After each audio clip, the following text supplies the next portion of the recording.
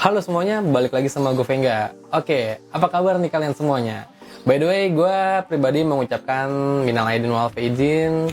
Mohon maaf lahir dan batin. Maafin gue kalau gue misalkan ada salah kata, informasi yang gue kurang lengkap, dan banyak yang udah gue ucapin ada salah ke kalian. Mohon dibukakan pintu maaf sebesar-besarnya. Oke, jadi kali ini gue mau nge-review handphone yang pada saat awal keluar perilisannya itu udah nggak lagi goib, stok berlimpah. HP yang digadang-gadang menjadi handphone flagship killer yang harganya cuman goceng jutaan. Yap, ini dia Poco F3.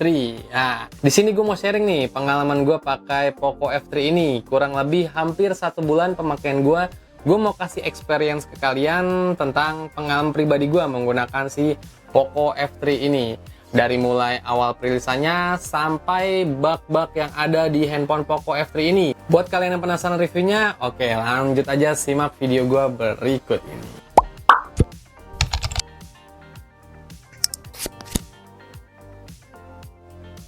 Oke, yang pertama kita bahas kali ini adalah dari segi desain dan build quality. Secara desain, Poco F3 ini memiliki tampilan desain yang sudah kekinian, di mana Poco F3 ini berbalut kaca di bagian depan dan belakang dan sudah dilapisi oleh Corning Gorilla Glass 5 yang menurut gua udah cakep, nggak beda jauh dengan flagship-flagship keluaran brand lain dan tentunya mampu mengikuti market pasaran tahun-tahun ini. Dan juga bagian belakangnya tampilan desainnya udah cakep dengan bentuk kameranya yang udah kekinian juga. HP ini memiliki bentang layar 6,67 inch dan panel yang dipakai adalah Super AMOLED E4 buatan dari Xiaomi langsung, serta resolusi Full HD+, refresh rate 120Hz, sudah mendukung HDR10+, dan tingkat brightness-nya yang mencapai 1300 nits. Ada 3 pilihan warna yang disediakan, yaitu hitam kayak yang gue pakai ini, ada juga putih dan biru, yang itu mungkin cuma gimmick atau menarik perhatian aja. Habis sampai video ini rilis, warna biru itu belum juga keluar.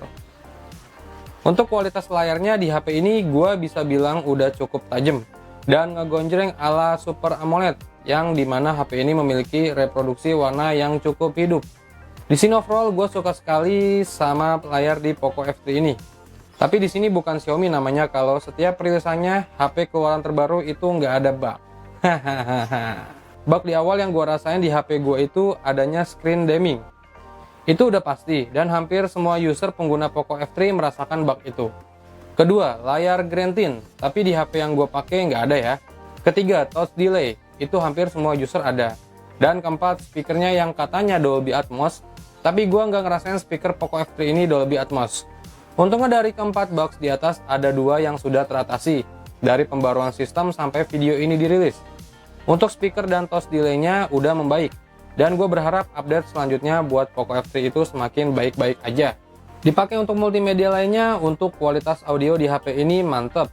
Dimana HP ini memiliki setup 2 buah speaker dan udah mendukung Dolby Atmos. Yang setelah ada updatean terakhir, suara yang dihasilkan mantep pol.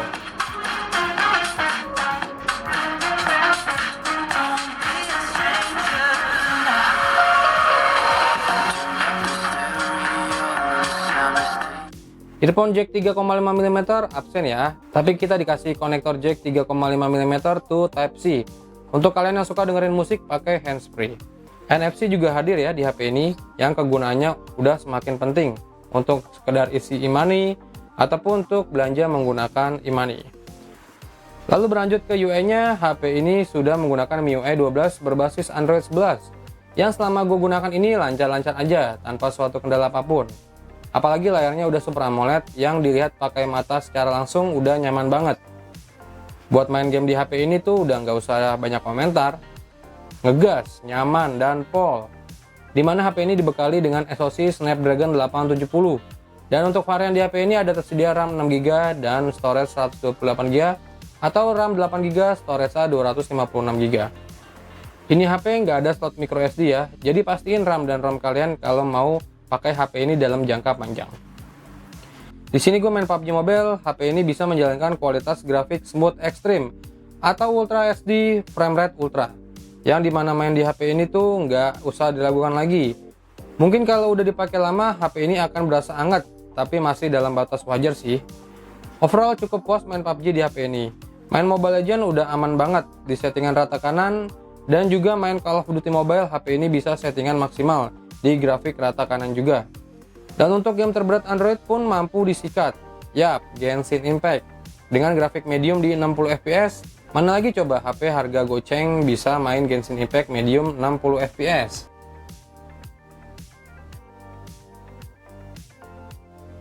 Lalu untuk menunjang prosesor Snapdragon 870-nya, HP ini dibekali kapasitas baterai 4520 mAh yang harusnya cukup awet dan bisa bertahan seharian penuh dengan screen on time kurang lebih 6-7 jaman.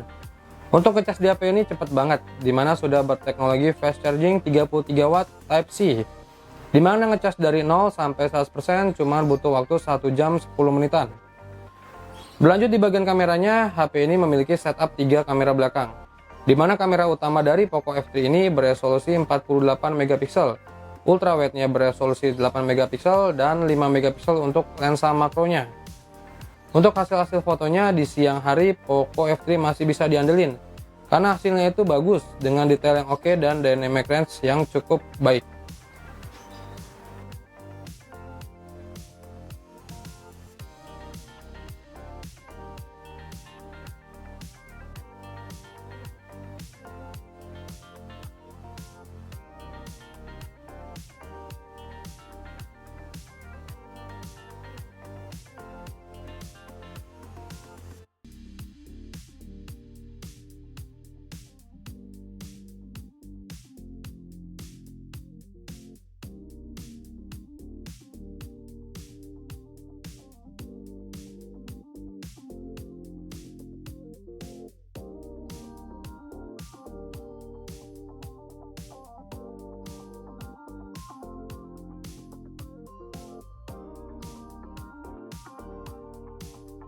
Lalu masuk ke foto low light, HP ini juga memiliki mode malam atau night mode yang menurut gua itu udah cukup bisa buat diandelin.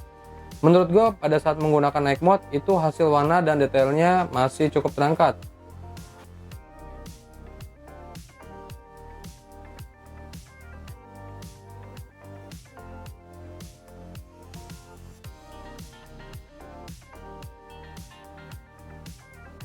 Masuk ke videografinya, HP ini mempunyai fitur stabilisasi yang udah cukup banget, yang bisa diaktifin di mode resolusi 1080p 30 fps atau di resolusi 4K 30 fps.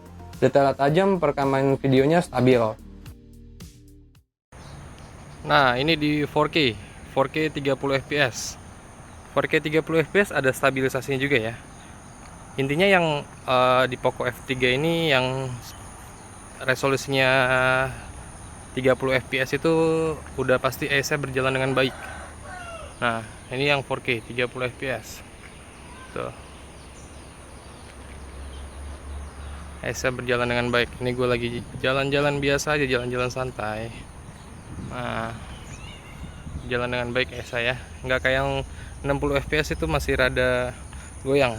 Gue arahin ke rumput yang 4K-nya kayak gimana kualitas hasil warna rumputnya, pohon-pohonan dan backlight-nya tuh. Oke, ini 4K 30 fps ya. Sip. Lanjut di kamera depannya, HP ini dibekali resolusi 20 megapiksel. Dan untuk hasil foto Poco F3 ini cukup bagus, dimana hasil foto kamera depannya cukup detail. Warnanya bagus dan memiliki mode potret yang cukup rapi.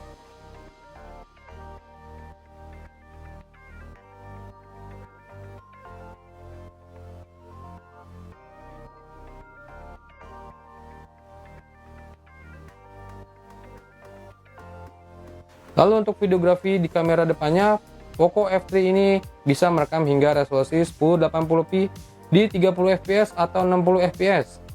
Yang dimana gua amazing banget, ternyata di kamera depannya di 30 fps itu fitur stabilisasinya itu aktif. Jadi cocok banget buat kalian yang suka vlog pakai HP ini. Kameranya langsung sih di layar handphonenya langsung. Nah, ini gua arahin ke backlight, buat di belakang. Kualitas audionya juga kalian nilai sendiri ya. Sip. Ini di 30 fps stabil, AES-nya lumayan ngangkat. Yang dibutuhin buat kamera selfie sih emang yang penting AES sih yang bagus harusnya ya. 30 fps tapi juga udah cukup enak kok. Oke, lanjut untuk harganya sendiri, Poco F3 ini di harga 5 juta ya. di varian RAM 6GB, storage 128GB. Sedangkan untuk varian RAM 8GB, storage 256GB, HP ini dibanderol dengan harga 5,5 jutaan. Dan semua harga tersebut adalah harga official resminya ya. Untuk harga yang ditawarkan menurut gua nggak masuk akal banget. Spek yang ditawarkan menurut gua nggak sebanding dengan harga yang kepalang murah. Jadi buat kalian yang lagi mencari HP gaming berkualitas dan tentunya harga jauh di bawah pasaran, gua bisa bilang Poco F3 ini adalah opsi terbaik buat kalian. Oke, jadi segitu dulu aja video review Poco F3 dari gua. Thank you for watching dan sampai ketemu di video gua berikutnya. Vengga pamit, bye!